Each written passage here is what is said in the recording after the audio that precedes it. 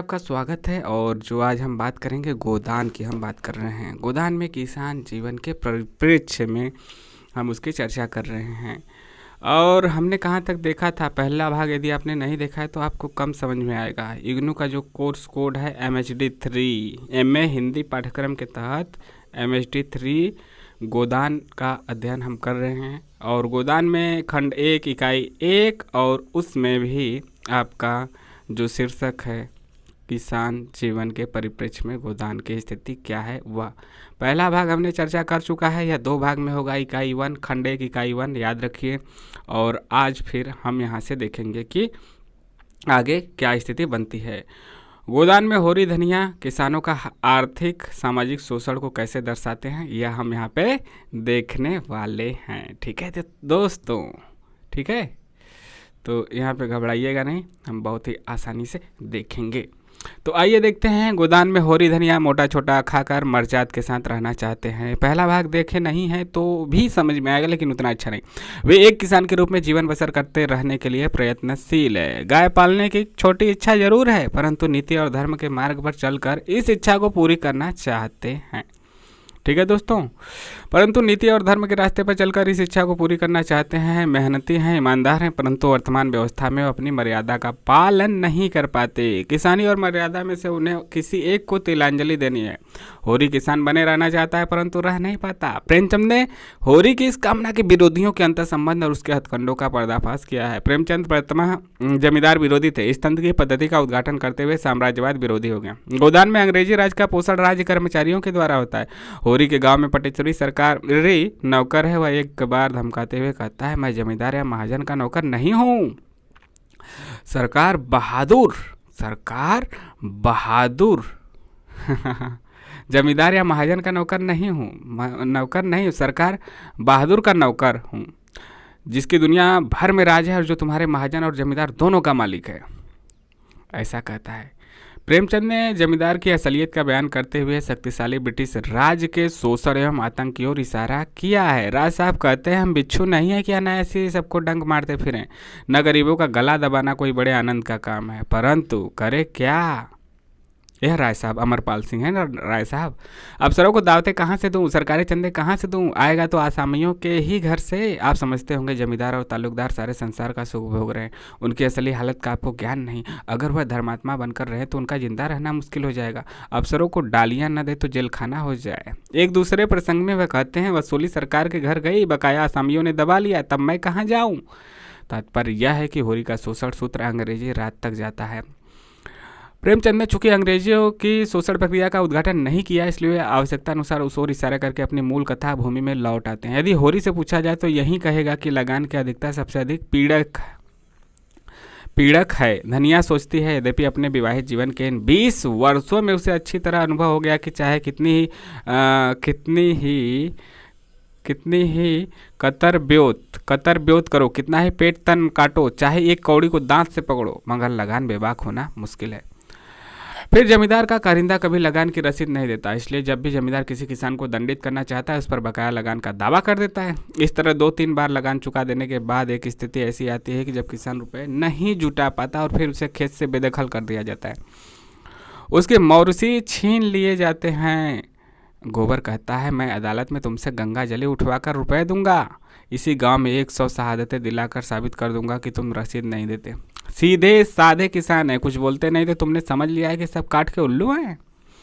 फिर जमींदार किसानों पर बकाया लगान का दबाव या दावा ऐसे नाजुक अवसरों पर करते हैं जब किसान सबसे ज़्यादा संकट में होते हैं, या जब उन्हें लगता है कि किसान की भी किसी तरह से रुपए नहीं जुटा सकते। राय साहब ने होरी से बकाया लगान की मांग तब की जब पहली बरसात हुई और किसान के खेत बोने के लिए जाने वाले थे। ऐसे नाजुक अवसर पर महाजन उद्धारक का बाना पहन कर कर्ज देने के लिए सामने आता है और किसान जमींदार के चंगुल से निकलकर महाजन की गिरफ्त में आ जाता है। और कर्ज वह मेहमान है जो एक बार आकर जाने का नाम नहीं लेता। प्रेमचंद ने गोदान में कर्ज और सूद का थोड़ा बहुत हिसाब दिया है। होरी ने मंगरू शाह से आज 5 साल हुए बैल के लिए 60 रुपये लिए थे, उसमें 60 दे चुका है। मंगरू शाह से आज 5 साल हुए बैल के लिए होरी ने 60 रुपये लिए थे, उसमें 60 दे चुका, पर वह 60 रुपये ज्यों का त्यों बने हुए हैं। दाता दिन पंडित से 30 रुपये लिए लेकर आलू बोए थे, आलू तो चोर खोद ले गया और उसके 3 वर्षों में 100 हो गए। दुलारी विधवा सहुआइन थे जो गाँव में नोन तेल तम्बाकू की दुकान रखे हुए थी। बंटवारे के समय उससे 40 रुपये लेकर भाइयों को देना पड़ा था, उसके भी लगभग 100 रुपये हो गए, क्योंकि आने रुपये का ब्याज था। आना आना 1 आना 2 आना 3 आना 4 आना यानी कि 25 पैसा। शोभा एक बार मंगरू शाह से पूछता है, अच्छा ईमान से बताओ ये शाह कितने रुपए दिए थे जिसके अब 300 रुपये हो गए। शोभा एक बार मंगरू शाह से पूछता है, अच्छा ईमान से बताओ शाह कितने रुपए दिए थे जिसके अब 300 रुपये हो गए। जब तुम साल के साल सूद न दोगे तो आप ही बढ़ेंगे। पहले पल कितने रुपए दिए थे तुमने? 50 ही तो। इसी तरह 30 रुपये का कागज़ लिखने पर कहीं 50 रुपये मिलेंगे और 3-4 साल तक ना दिए गए तो पूरे 100 हो जाएंगे। भारतीय किसान को शोषण के पंजों में जकड़कर जमींदारी और महाजनी प्रथा ने इस प्रकार निचोड़ दिया कि उन्हें अपने जीवन में किसी प्रकार का उत्साह और उमंग नहीं बच पाती। जीवन में केवल अंधकार छा जाता है। जैसे प्रेमचंद लिखते हैं, जीवन में न कोई आशा है न कोई उमंग। जैसे उनके जीवन के सोते सूख गए हों और सारी हरियाली मुरझा गई हो। जेठ के दिन है, अभी तक खलिहानों में अनाज मौजूद है, मगर किसी के चेहरे पर खुशी नहीं है। बहुत कुछ तो खलिहान में ही तुलकर महाजनों और कारिंदों की भेंट हो चुका है, और जो कुछ बचा है वह दूसरों का है। भविष्य अंधकार की बातें सामने है, उनके जीवन में स्वाद का लोप हो गया है। इसी तरह होली में नकल करते हुए महाजनी शोषण का भंडाफोड़ किया है। फिर दूसरी नकल हुई जिसमें ठाकुर ने 10 रुपये का दस्तावेज लिखकर 5 रुपये दिए, शेष जनराने और तहरीर और दस्तूरी और ब्याज में काट लिए। देख रहे हैं आप, समझ रहे हैं? किसान का आकर ठाकुर के चरण पकड़कर रोने लगता है। बड़ी मुश्किल से ठाकुर रुपए देने पर राजी होता है। जब कागज लिख जाता है और आसामी के हाथ में 5 रुपये रख दिए जाते हैं तो वह चकरा कर पूछता है, यह तो 5 ही है मालिक। 5 नहीं 10 है, घर जाकर गिनना। नहीं सरकार 5 है। 1 रुपया नजराने का हुआ कि नहीं? हाँ सरकार 1 तहरीर का। हाँ सरकार 1 कागज का। हाँ सरकार 1 दस्तूरी का। हाँ सरकार 1 सूद का। हाँ सरकार 5 नगद 10 हुए कि नहीं? हाँ सरकार अभी आप 5 मेरी ओर से रख लीजिए। कैसा पागल है? नहीं सरकार 1 रुपया छोटी ठकुराइन का नजराना, 1 रुपया बड़ी ठकुराइन का। 1 रुपया छोटी ठकुराइन के पान खाने को, 1 बड़ी ठकुराइन के पान खाने को, बाकी बचा 1 आपकी क्रियाक्रम के लिए। लगान और सूद के अलावा भी किसान के शोषण के कई अन्य तरीके जमींदारों ने खोज निकाले हैं, जिनमें बेगार है, नजराना है, डांड है, दस्तूरी है, सगुन है आदि अनेक गैर कानूनी कर शामिल है। इन्हें वसूल करने का अधिकार जमींदार, कारिंदे, महाजन, सरकारी कर्मचारी, पटवारी, पुलिस, कचहरी सभी के पास है और भारतीय किसान सबका नरम चारा बना हुआ है। प्रेमचंद उपन्यास की कथा को रोककर इन हथकंडों से पाठक को परिचित कराते हुए चलते हैं। प्रेमचंद मानते हैं कि किसी अच्छे या भले जमींदार से इस समस्या का समाधान नहीं हो सकता, क्योंकि यह संबंधी ऐसा है कि एक और प्रजा में भय, अविश्वास और आत्महीनता के भावों को पुष्ट करता है, दूसरी ओर जमींदारों को अभिमानी, निर्दय और निरंकुश बना देता है। इसलिए प्रेमचंद को जब भी अवसर मिला है उन्होंने इस बिचौलिए वर्ग के रूप में जमींदारों के अस्तित्व का विरोध किया है। जिस तरह जमींदार और महाजन एक दूसरे से जुड़े हुए हैं, उसी तरह महाजन और धर्म भी एक दूसरे से संबंध है। जो ही कोई आसामी रुपए देने में आनाकानी करता है, महाजन उसके धार्मिक भावनाओं को उकसाता है। दाता दिन ने होरी को 30 रुपये कर्ज दिए थे, जो अब 200 रुपये हो गए। गोबर कानून सम्मत 70 रुपये देना चाहता है। इस पर पंडित दाता दिन होरी को कहता है, सुनते हो होरी, गोबर का फैसला मैं अपने 200 छोड़ के 70 रुपये ले लूँ, नहीं अदालत करूँ? इस तरह का व्यवहार हुआ तो कई दिन संसार चलेगा और तुम बैठे सुन रहे हो। मगर यह समझ लो, मैं ब्राह्मण हूँ, मेरे रुपये हजम करके तुम चैन पाओगे? मैंने 70 रुपये भी छोड़े, अदालत भी न जाऊँगा। जाओ, अगर मैं ब्राह्मण हूँ तो अपने पूरे 200 रुपये लेकर दिखा दूंगा और तुम मेरे द्वार पर आओगे और हाथ बात कर दोगे। जाहिर है कि होरी पर इस धमकी का असर पड़ता है और वह 200 रुपये चुकाने के लिए राजी हो जाता है। फिर जजमानी का एक आर्थिक रूप भी है। ब्राह्मणों को मिलने वाली जजमानी की व्याख्या करते हुए पंडित दाता दिन कहते हैं, जमींदारी मिट जाए, बंक घर टूट जाए, लेकिन जजमानी अंत तक बनी रहेगी। जब तक हिंदू जाति रहेगी तब तक ब्राह्मण भी रहेंगे और जजमानी भी रहेगी। सहालग में मजे से घर बैठे 100-200 फटकार लेते हैं। कभी भाग लड़ गया तो 400-500 मार लिया। कपड़े, बर्तन, भोजन अलग, कहीं ना कहीं नित्य ही कार परोजन पड़ा ही रहता है। कुछ ना मिले तभी 1-2 थाल और 2-4 आने दक्षिणा मिल ही जाते हैं। होरी की बर्बादी में जहाँ धर्म की भूमिका, वहाँ बिरादरी का भी भय कम नहीं है। गोबर और झुनिया के संबंध से बिरादरी को ऐतराज है। पंचों ने होरी पर 100 रुपये नगद और 30 मन अनाज की डांड लगा दी। होरी ने रुपयों के लिए अपना घर गिरवी रखा तथा फसल तथा पैदा हुआ अनाज डांड में दे दिया। इस स्थिति पर टिप्पणी करते हुए प्रेमचंद ने लिखा है, होरी में बिरादरी का वह आतंक था जो अपने सिर पर लाद कर अनाज ढो रहा था, मानो अपने हाथों अपनी कब्र खोद रहा था। जमींदार, साहूकार, सरकार, किसका इतना रौब था? कल बाल बच्चे क्या खाएंगे, बाल बच्चे, इसकी चिंता प्राणों को सोख लेती थी। पर बिरादरी का भय पिशाच की भांति सिर पर सवार अंकुश दिए जा रहा था। प्रेमचंद ने दिखाया है कि धर्म, बिरादरी, सरकार, जमींदार, पंच सब वही लोग हैं जो समाज के कर्ता धर्ता बने हुए। उन्हीं पंचों में से कोई कारिंदा है, कोई महाजन, कोई पुजारी है, कोई पटवारी। इनकी अलग अलग भूमिकाएं हैं। सब मिलाकर किसान को तबाह करने में लगे हुए हैं। कोई किसी से कम नहीं है। सब अलग अलग तरीके से किसान को लूटते हैं। पुजारी धर्म भावना का सहारा लेता है, पुलिस डंडे के बल से, कचहरी कानून से, बिरादरी दबाव से तथा जमींदार सभी हथकंडों से शोषण करता है। धनिया इन सबको हत्यारा कहकर अपनी भड़ास निकालते हैं। गोदान में एक स्थान पर सारे शोषक इकट्ठे हो जाते हैं। हीरा ने होरी की गाय को जहर खिलाकर मार डाला। सारे गांव में हंगामा हुआ। राय साहब का करिंदा नोखेराम आया, पंडित दाता दीन आए, महाजन झिंगुरी सिंह आए, अंग्रेज बहादुर के पटवारी पटेश्वरी भी आए, पुलिस आए। पंडित जी ने धर्म के दंड का जोर दिखाया। पुलिस हीरा के घर की तलाशी लेने के तैयार हुई। होरी की मर्यादा चेता जागी। सबने मिलजुल कर थानेदार के लिए रिश्वत की राशि तय की। पंच बिचौलिए बन गए। झिंगुरी सिंह महाजन बन गए। उन्होंने होरी को 30 रुपये उधार दिए। इनमें से आधे पुलिस को, आधे पंचों को मिलने थे। जहां प्रेमचंद ने लेखकी कौशल का प्रयोग करके रिश्वत के रुपए बचा लिए। धनिया का आकस्मिक पराक्रम काम कर गया, परंतु मान्य स्थितियों में तो होरी लूट ही जाए। फिर से सुनिए। झिंगुरी सिंह महाजन बन गए। उन्होंने होरी को 30 रुपये उधार दिए। उनमें से आधे पुलिस को, आधे पंचों को मिलने थे। यहाँ प्रेमचंद ने लेखकी कौशल का प्रयोग करके रिश्वत के रुपए बचा लिए। धनिया का आकस्मिक पराक्रम काम कर गया, परंतु मान्य स्थितियों में तो होरी लूट ही जा मान्य स्थितियों में तो होरी लूट ही लिया जाता। सही बात है। वो तो लेखक की है कि बचा दिए, लेकिन सभी लोगों के साथ तो ऐसा नहीं होता। प्रेमचंद ने शोषण की इस प्रक्रिया का चित्रण करते हुए किसी एक व्यक्ति या संस्था को जिम्मेदार नहीं ठहराया, बल्कि शोषण के संपूर्ण तंत्र को उत्तरदायी ठहराया। बिल्कुल सही ठहराया। शोषण तंत्र जो सिस्टम है वही तो है। दरअसल वे इन शोषकों के शोषण की कहानी कहने के लिए नहीं बैठे। ये सब लोग तो आवश्यक बुराई के रूप में उपन्यास में आ जाते हैं। लेखक तो होरी की बदहाली की कथा कहना चाहता है। उसे अपनी विफलताओं की दास्तान सुनानी है। उसकी विडंबना को उजागर करना है। होरी के बचने का कोई रास्ता खोजना चाहते हैं। वे यह जानते हैं कि इस तंत्र में होरी के बचने का कोई रास्ता नहीं। वैसे तो होरी का कोई सहायक भी नहीं। अगर होता तो भी इस तंत्र में उसे कोई सहयोग नहीं दिया जा सकता। प्रेमचंद ने इस सवाल का भी दरवाजा बंद कर दिया है कि कानून बना देने से भी होरी को कोई सहायता हो सकती है। झिंगुरी सिंह कानून की सीमा बताते हुए कहता है, कानून और न्याय उसका है जिसके पास पैसा है। कानून तो है कि महाजन किसी आसामी के साथ कड़ाई न करे, कोई जमींदार किसी काश्तकार के साथ सख्ती न करे। मगर होता क्या है, रोज ही देखते हो। जमींदार मूसक बंधवा के पिटवाता है और महाजन लात जूते से बात करता है, गाली गलौज सब। जो किसान पोढ़ा है उससे न जमींदार बोलता है न महाजन। ऐसे आदमियों से हम मिल जाते हैं और उसकी मदद से दूसरे आदमियों की गर्दन दबाते हैं। कचहरी अदालत उसी के साथ है जिसके पास पैसा है। हम लोगों को घबराने की कोई बात नहीं। अगला है होरी का स्थितियों से समझौता क्या रहा, इस पे आइए देखते हैं। शोषण की इतनी भीषणता के बावजूद प्रेमचंद के किसान प्राय विद्रोह नहीं करते। विशेष रूप से होरी के मन में कभी विरोध का स्वर नहीं उठता। वह तो मानता है कि किसान की कुशल दबे रहने में ही है। धनिया जरूर कभी कभी विद्रोही तेवर दिखाती है, लेकिन वह उसकी पीड़ा का कराह मात्र है। उसकी कराह विद्रोह की सीमा तक नहीं बढ़ती। धनिया की तरह अन्य किसान भी आपसी बातचीत में, हंसी मजाक में, नकल प्रहसन में अपने भावों को प्रकट करते हैं, परंतु ये भाव संगठित रूप ग्रहण नहीं कर पाते हैं। दरअसल किसान जमींदार और सरकार द्वारा किए जा रहे शोषण को अधिकांशतः समझते हैं, लेकिन शोषण के चंगुल से निकल नहीं पाते हैं। उनकी रोजमर्रा का जीवन जमींदार की जमीन से जुड़े रोजगार व काश्तकारी से नियंत्रित है। रोजगार और मजदूरी के लिए पूर्णतः जमींदार पर निर्भर है। जमींदारों के खेतों को जोतने सारा साल मेहनत मशक्कत करने पर साल भर पूरा पड़े इतना भी अनाज किसान के पास नहीं बचता। लगान के रूप में आधा अनाज वापस करना पड़ता है और भूखे रहने की व्यवस्था को झेलना पड़ता है, लेकिन लगान देना तो किसान के लिए अनिवार्य है। किसान खुद भी उसे उचित मानते हैं, इसलिए वे कभी विद्रोह नहीं करते। किसानों ने विद्रोह तब किया है जब शोषण की सीमा वैध परंपरा अनुमोदित रूप से बहुत आगे बढ़ जाती है। लगान देना वह वैध मानता है। पंडित पुजारी भी जो उसका शोषण करते हैं उन्हें किसान पूर्ण मानता है।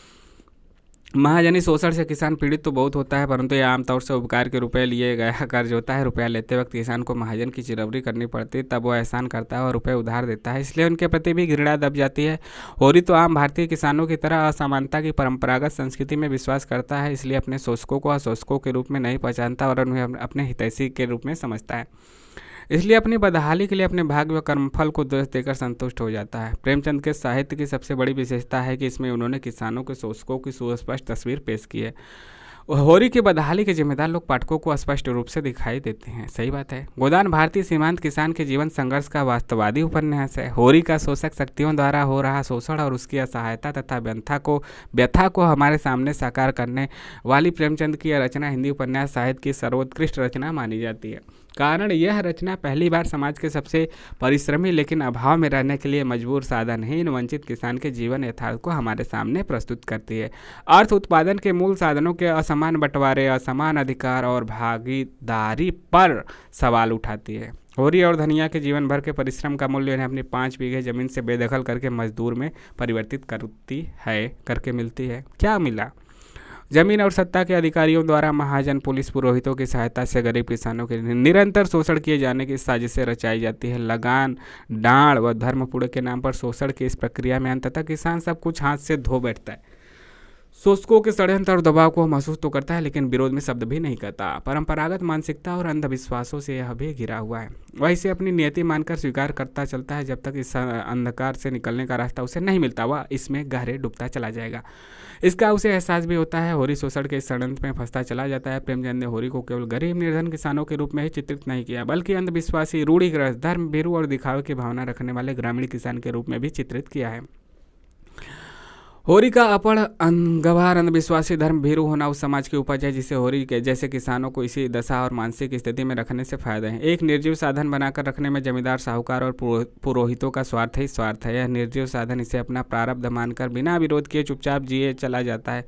किसान का चौतरफा शोषण करने वाली शक्तियाँ अंग्रेज सरकार की शोषक नीतियाँ ही अपनाती हैं। जमींदार वर्ग अंग्रेज शासन के प्रति अपनी स्वामी भक्ति दिखाने के लिए ही हर संभव प्रयास करता है। सही बात है। हाँ जी सर, हाँ सर, हाँ जी, ना जी, वही तो कहता है। जी सर, हाँ सर, बहुत अच्छा सर, दांत निपोड़ता है।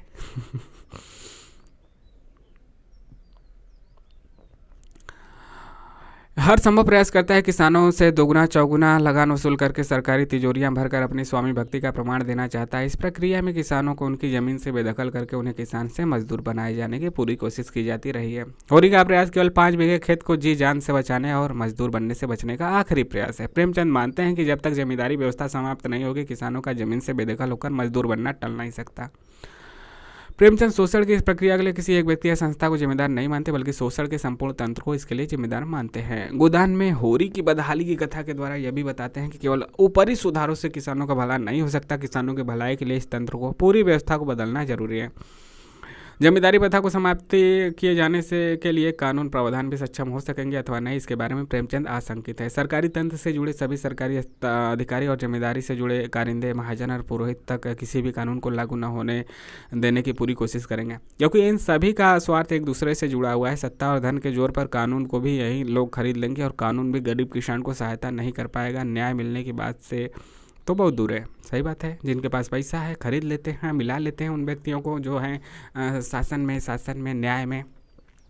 प्रेमचंद इस बात से पूरी तरह सहमत हैं कि जब तक रैयतवाड़ी और स्तंभवारी जैसी शोषक प्रथाएं कायम रहेंगी तब तक किसानों का आर्थिक सामाजिक शोषण खत्म नहीं होगा। देश के स्वतंत्र होने पर भी समानता पर आधारित शोषण विहीन समाज की स्थापना की प्रेमचंद कल्पना करते हैं।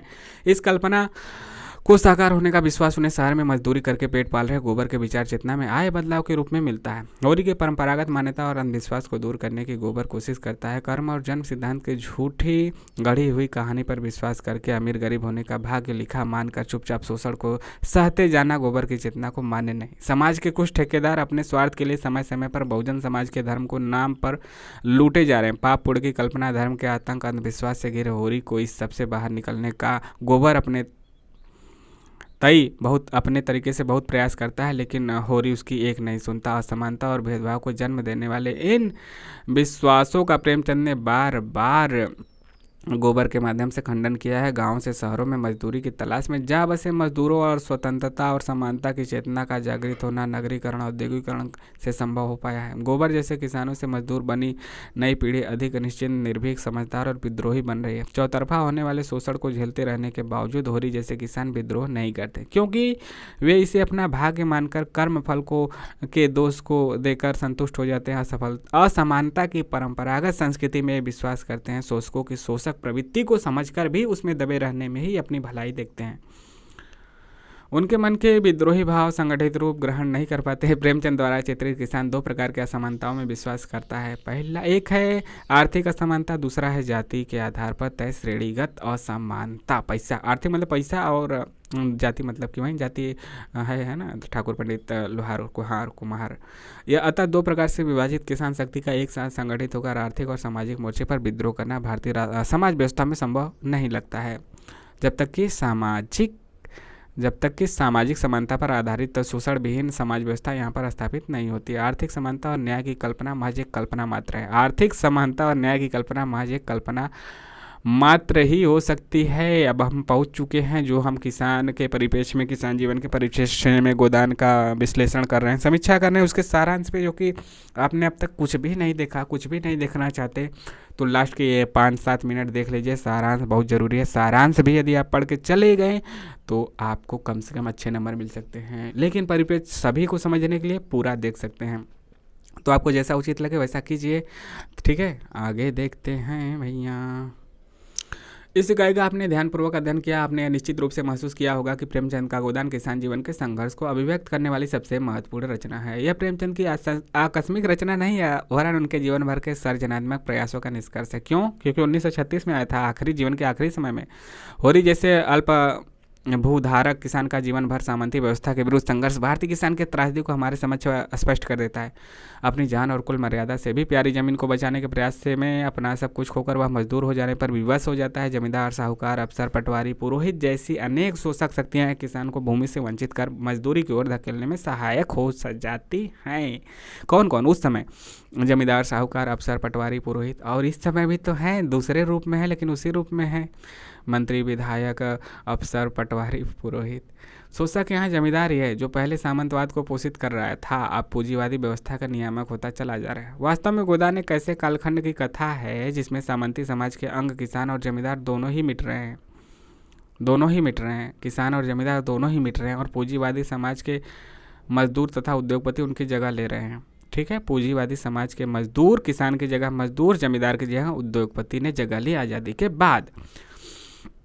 प्रेमचंद ने जबरदस्ती 8 मई 1933 नामक लेख में जबरदस्ती इन्होंने एक लेख लिखा तो 1933 में, उसमें भारतीय किसान की दयनीय स्थिति के बारे में लिखा है। भारतीय किसान की इस समय जैसी दयनीय दशा है उसे कोई शब्दों में अंकित नहीं कर सकता। उनके दुर्दशा को वे स्वयं जानते हैं या उनका भगवान जानता है। जमींदार को समय पर मालगुजारी चाहिए, सरकार को समय पर लगान चाहिए, किसान को खाने के लिए 2 मुट्ठी अन्न चाहिए, पहनने के लिए एक चिथड़ा चाहिए सब कुछ। पर एक और तुषार तथा अतिवृष्टि फसल चौपट कर रही है, एक और आंधी उसके रहे सहे खेत को भी भ्रष्ट कर रहे, दूसरी ओर रोग, प्लेग, हैजा, शीतला उनके नौजवानों को हरी भरी तथा लहराती जवानी में उसी तरह उठाए लिए चली जा रही। मतलब आज कोरोना मतलब परिप्रेक्ष्य बदला है, रोग बदले हैं, मलेरिया, डेंगू, टाइफाइड, कोरोना आज, लेकिन स्थिति तो उसी तरह है, इसीलिए तो प्रासंगिक है।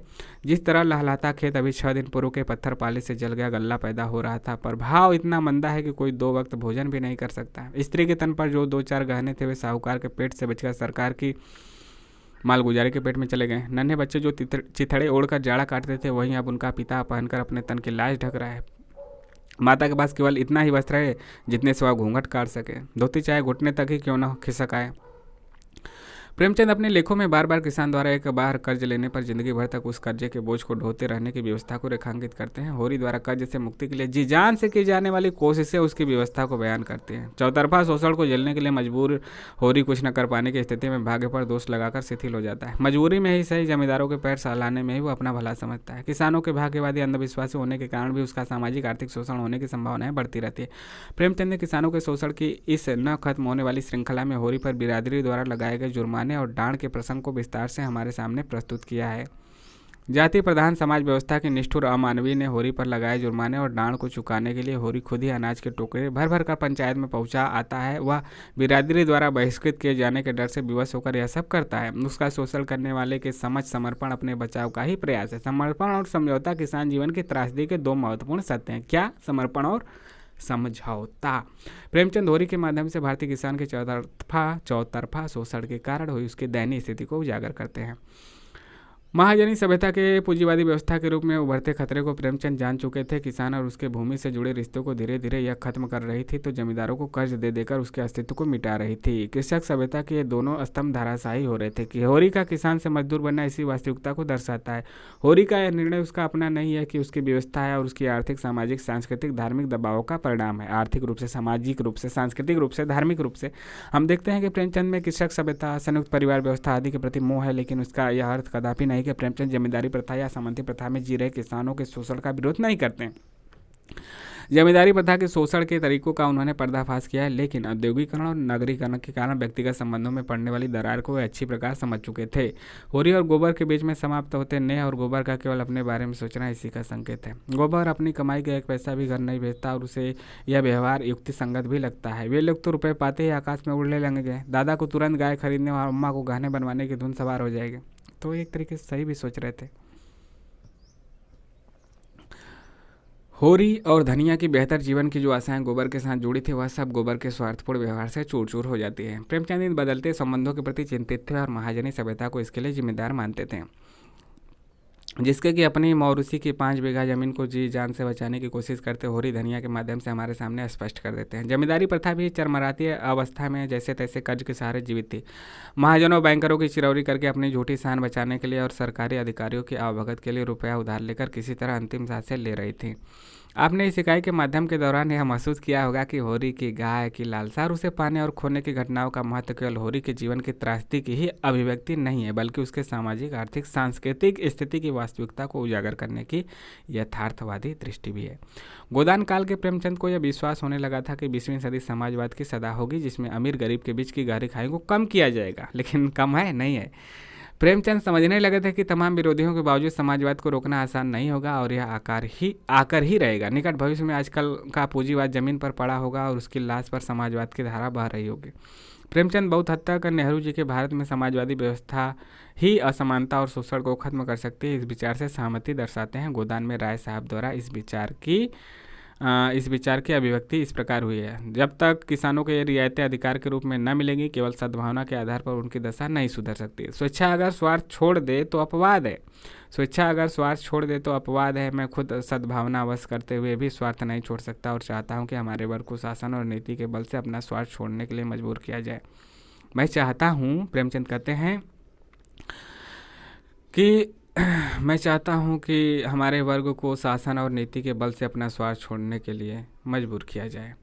ऊपरी सुधारों से किसानों का भला नहीं हो सकता, क्योंकि सरकारी तंत्र के साथ जमींदारों के संबंध बहुत गहरे थे। इसलिए तंत्र के साथ पूरी व्यवस्था को बदलने की जरूरत थी। कानून बना देने भर से गरीब किसानों, दलितों, मजदूरों को न्याय मिलने की आशा नहीं बनती थी। न्याय कचहरी अदालत तो पैसों वालों का ही हाथों में खेल रही थी।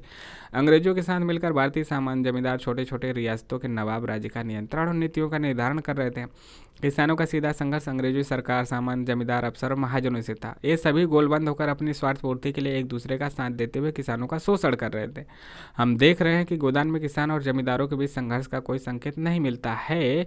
गोदान में किसान और जमींदारों के बीच संघर्ष का कोई संकेत नहीं मिलता। किसान जीवन पर जमींदारों और महाजनों का अधिकार है। उसके सामाजिक, आर्थिक, सांस्कृतिक, राजनीतिक अधिकारों का निर्धारण भी इन्हीं के द्वारा किया जाता है। जमींदार और उसके कारिंदे किसान जीवन के नियामक बने हुए हैं। फिर किसान इस शोषण के विरोध में विद्रोह कैसे करेगा?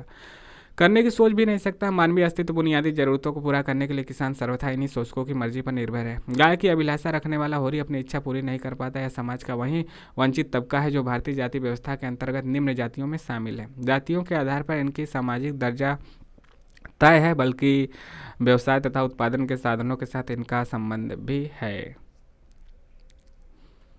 उत्पादन प्रणाली में इनके हिस्से में केवल श्रम ही आया। इनके परिश्रम से उत्पन्न उत्पादन पर जाति व्यवस्था में श्रेष्ठ मानी गई जातियों का ही अधिकार है। इन तथाकथित उच्च जातियों का काम केवल भोग करना है। श्रम न करने पर भी जीवन के सभी सुख इनके समक्ष हाथ जोड़कर खड़े हैं। यह उस जाति व्यवस्था का कमाल है जो जन्म के आधार पर निश्चित होती है। केवल कुछ व्यक्तियों के लिए संपूर्ण बहुजन और सर्वहारा को या तो मजदूर बनकर जीना पड़ रहा या सेवा करने वाला गुलाम। उत्पादन के सभी संसाधनों और श्रम पर भी इन्हीं उच्च कही गई जातियों का एकाधिकार है। इस पर एकाधिकार को बनाए बनाए रखने के लिए समय समय पर ये दमनकारी तरीके अपनाते रहते हैं, जिससे किसान और मजदूरों पर इनका दबाव बना रहे। किसान और मजदूरों के श्रम का मूल्य इनकी शर्तों पर नहीं बल्कि जमींदारों, साहूकारों, अधिकारियों की शर्तों के अनुसार तय होता है, जो कभी उनके आर्थिक स्तर से ऊपर उठने में मदद नहीं करते। बल्कि होरी तो किसान से मजदूर बनने के लिए मजबूर हो गया। थोड़ी सी जमीन जो उसे उसके परिवार के लिए जान से भी प्यारी थी, उस जमीन को बचाने में वो असमर्थ हो जाता है। दरवाजे पर गाय का बंधा होना किसान के लिए जीवन भर की पूंजी है। एक सपना है, लेकिन होरी का गाय खरीदने का सपना अंत तक पूरा नहीं हुआ। गाय की आकांक्षा मन में लिए हुए मर जाता है, लेकिन अंत में वही होता है ना, गोदान। गाय खरीद नहीं पा रहा है, फिर भी गोदान कीजिए, तभी आपका होगा, तभी उसकी आत्मा को शांति मिलेगी। गोदान में होरी की गाय खरीदने की आकांक्षा का पूर्ण न होना केवल व्यक्तिगत आकांक्षा के संदर्भ में अभिव्यक्त नहीं हुआ। यहाँ प्रेमचंद भारतीय किसानों के आर्थिक, सामाजिक, सांस्कृतिक वास्तविकता को उजागर करना चाहते हैं। आर्थिक, सामाजिक और सांस्कृतिक इस वास्तविकता में छिपे उस सत्य से तत्कालीन समाज और संवेदनशील पाठक वर्ग को परिचित करवाना चाहते हैं। तत्कालीन समाज और संवेदनशील पाठक को, हम जैसे पाठक हैं, आप पाठक हैं, सामंतवाद के अंत और पूंजीवाद के उद्भव की उन स्थितियों से अवगत कराना चाह रहे थे। और किसान और जमींदार, कृषक और सभ्यता के दोनों स्तंभों के धाराशायी होने से चिंतित थे। बदलते आर्थिक संदर्भों में गरीब किसान या मजदूर की आर्थिक स्थिति में कोई बदलाव आने का संकेत नहीं मिलता है। आर्थिक अधिकार चाहे जमींदारों के हाथ में रहे चाहे पूंजीपतियों के हाथ में, किसान और मजदूर की स्थिति में कोई परिवर्तन नहीं होगा। आप देख रहे हैं, विशेष परिवर्तन नहीं हुआ, परिवर्तन हुआ है, विशेष नहीं हुआ। जब तक किसान अपनी सामाजिक स्थिति मजबूत करके आर्थिक उत्पादन में अपनी भागीदारी निश्चित करने के लिए संघर्ष नहीं करता है, तब तक होरी जैसी दयनीय स्थिति से बचने का उसके पास दूसरा कोई कारगर उपाय नहीं होगा। आज़ादी के इतने साल बाद भी, 75 साल बाद भी, लेखक के लिखने के बाद 1936, 40, 60, 20, 80, 82, 4, 86, 85, 86 साल के बाद भी स्थितियाँ वैसी नहीं बदली। आज़ादी के बाद भी कैसी दशा हो सकती है? प्रश्न देखिए क्या है। पहला प्रश्न है, होरी जमींदार, महाजन, पुरोहित और अधिकारियों के विरुद्ध संघर्ष न करके हमेशा समर्पण, समझौता क्यों करता है, बताइए। दूसरा है, होरी और गोबर की चेतना में दिखाई देने वाले अंतर को रेखांकित कीजिए। होरी गोबर की चेतना में क्या अंतर है? होरी पिता है, गोबर बेटा है। तीसरा है, गोदान की गाय होरी की अपूर्ण आकांक्षा का प्रतिरूप है, उपन्यास की कथा को संयोजित भी करती है, स्पष्ट कीजिए। चौथा है, पूंजीवाद के आगमन से कृषक सभ्यता नष्ट हो गई, इससे प्रेमचंद चिंतित थे। पूंजीवाद के आगमन से कृषक सभ्यता नष्ट हो गई। और आखिरी पांचवा क्वेश्चन है, किसान दब्बू, असंगठित व असहाय क्यों है, यह भी आपको बताना है। और जो अंत में लिखा गया है, यह स्थिति बताई गई है कि जब तक वह सामाजिक रूप से अपनी स्थिति मजबूत नहीं करेगा, आर्थिक रूप से आगे नहीं आएगा, तो दयनीय स्थिति बनी रहेगी, जो कि आज भी बनी हुई है। उस स्थिति में परिवर्तन तो हुआ है, लेकिन उतना परिवर्तन नहीं हुआ जितना पूंजीपति वर्ग और आपके नेता, राजनेता वर्ग में हुआ है। आई होप आपको यह अच्छा लगा होगा। तो यह हमारा खंड 1 इकाई 1 समाप्त हुआ। MST 3 इग्नू का पाठ्यक्रम, यह सभी परीक्षाओं के लिए महत्वपूर्ण है। नेट, सेट या फिर यूपी हायर स्टेट हिंदी जहाँ कहीं भी आती है, MA हिंदी, इग्नू का तो पाठ्यक्रम है ही और यह बेहतरीन होता ही है। तो आपको यह कैसा लगा जरूर कमेंट करके बताइए। आप तक चैनल को सब्सक्राइब नहीं किए तो सब्सक्राइब कर लीजिए, जिससे ऐसे ही जानकारियाँ आप तक पहुँचती रहे। मिलते हैं नए वीडियो में। जय हिंद, जय भारत, आपका दिन शुभ हो।